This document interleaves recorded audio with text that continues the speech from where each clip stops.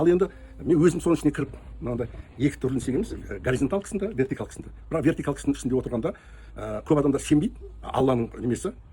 Мұхаммед саллаллаху алейхи вассаламды мен 4 рет осылай кездескенмін. Тірідей жұмыс уақытында болғаннан кейін оны біреу аян алдыңыз, анау алып, жоқ, мен ондайға өтірік айтып бар қосып.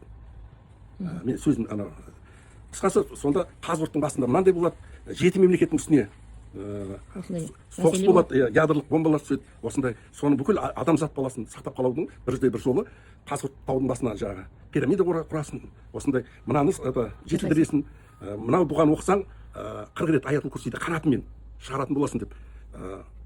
Сонда ол қиямет қайым сәтін 1440 жылға кешіктір деп Алладан сұрайтын бол деп. Дәл сол мәлімет келген кезде мен оған Мұхаммед саллаллаху алейхи вассалам айтқан қалайша ол не үшін созады? Бірақ онда сол кезде мен адамдарды ұйымдастырып, сол зікір айта бастадық. Ғажайбул истифхар дұғасын енді. Аятул курсиді. Кейін қанатты шығаруды Құранның қанаты, бек қанаты деген не? Мысалы, Ясин сүресі Құранның жүрегі әрі қалпы деп аталады. Оған бәрі келіседі. Ал енді аятул курси ол қанаты дегенге, екі қанат. Оған көп адам түсінбейді. Ол діни адамдардың өзі түсінбейді. Ол қанаты деген жай сандар, орта сандар және үлкен сандар деп тасауф ілімін солай келтіреді. Енді үлкен сандар дегенде, үлкен частотасы үлкен физикамен алған кезде, квантовый физика бар ма? Сол менің соны кіре аламыз. Сол қалаған сұрағыңды Алла бәрін білетін болса, біз квантовый физиканың қалаған, біз ядролық немесінде біз жұмыс істей аламыз.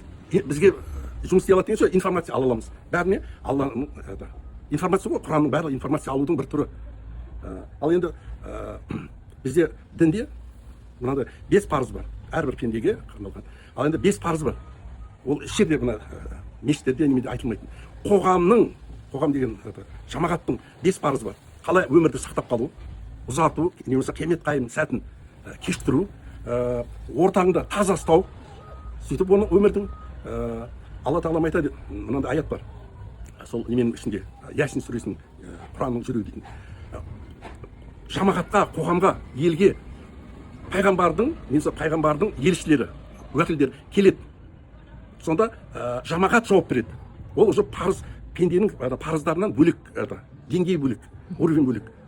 Мысалы, Қазақстанды көркейту, жалпы әрбір адамды біз немесін көтере аламыз.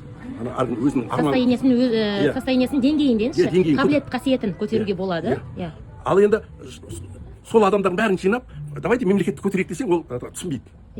Мемлекеттің деңгейіне Алладан сұрайды. Айналдырған азғантай адам сол мемлекеттік деңгейінде білім, ғылым, зейін қабілеттері әңгіме болады. Сонда соны деңгейін біз көтере аламыз. Неге көтере аламыз? Себебі біз азғантай ғана адам, 20-30 адам уақытын бөлсе, ол жасына қарамай зікір етсе, Алланы зікір етеді, қайтадан аятул курсиді қанатын шығарасын, сол қанатын шығарасын, сол кезде сен кванттық деңгейде сен 40-тың квадраты қандай болады?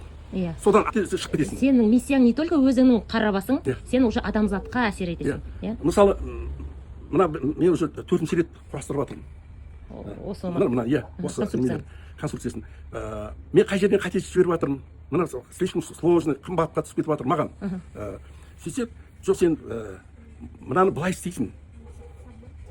Қазір бүгін көрсетеді саған. Мен түсінбедім. Ішкі дүниеден жауаптар келе береді. Мынаны түсінбедім сен айтқаныңа деп. Сөйтсе, бүгін көресің деп. Сол қасында құда балам. Келе қалады, басқа адам келе қалады. Жәрдем беріп тұрып, құда дейді маған. Мына былай тұрғызып қойықшы деп. Ойбай, сынып қалады анау. Оған арналмаған деп. Жоқ, сынбайды, ағаш ұстасын ғой, қалай сатып жүрміз ғой. Алды тұрғызып қойды. Етін тоқтап тұршы, мен былай отырып алайын. Аян маған сонда, міне, саған көрсет деген нәрсе. Сөйтсе тұр, мен вертикалканы енді бір табанын істейтін, қиналып, 3 күн 4 күн біреуіне кететін. Анау, ағаз біз істеп болған екенбіз. Мән бермейді екен. Сондай жаңағыдай мүмкіндіктер Алладан өз келе береді. Келе береді. Міне осыны біз 15 күн болған шығар бастағанымызға. 10 данасын істеп тастадық. Егер мен баяғы неме істесем, 2 ай 3 ай істер едім.